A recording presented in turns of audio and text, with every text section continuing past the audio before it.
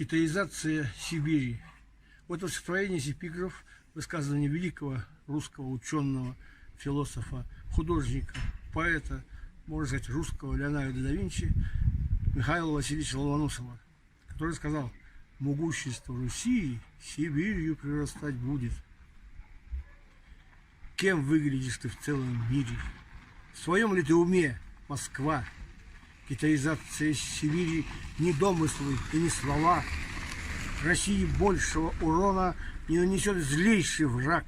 В Сибирь китайского дракона ты запускаешь просто так. Ты что, Москва, совсем хренеешь? С каким играешь ты огнем? Ты представления не имеешь. Спроси хотя бы нас о нем. Веками бились мы с драконом, собой Евразию прикрыв.